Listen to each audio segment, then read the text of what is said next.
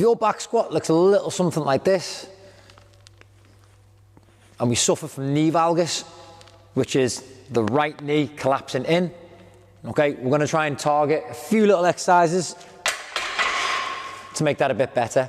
Although knee valgus isn't the worst thing in the world, it can lead to some problems further down the line or cause a few little niggles. So if we can do something to try and prevent that and get ahead of these problems, then why not?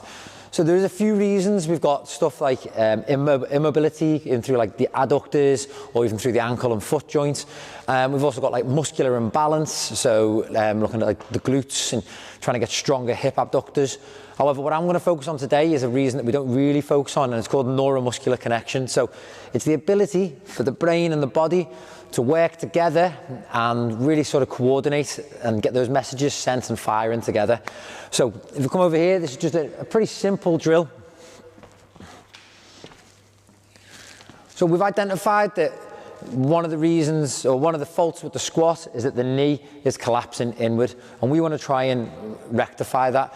Now, you can sometimes just not even know that it's happening. It might not be you're not strong enough. It might not even be that you're not flexible or mobile. It could literally just be you don't know the pattern well enough. So sometimes you need to back off the intensity, back off the load, and really try and focus on learning that squat pattern.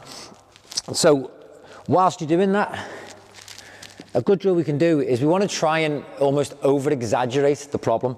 So I'm going to put a band around the problem area, so that knee that collapses inwards. And I'm going to get myself into a split squat position, into this sort of lunge stance.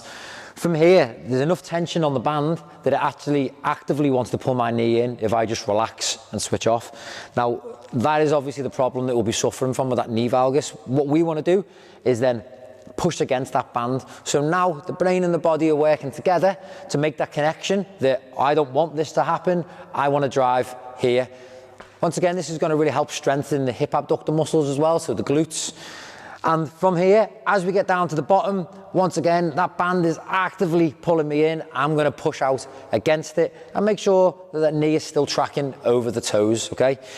Once you find yourself okay with that, with the balance, we can then just use this kettlebell or a little bit of load anywhere to help strengthen and really try and focus on keeping that knee tracking over the toes and getting this firing and the brain making a connection. So obviously the brain isn't going to switch off when you're doing exercise, but sometimes it is just about making sure that the brain and the part of the body that you want to work on making that solid connection and everything's working together.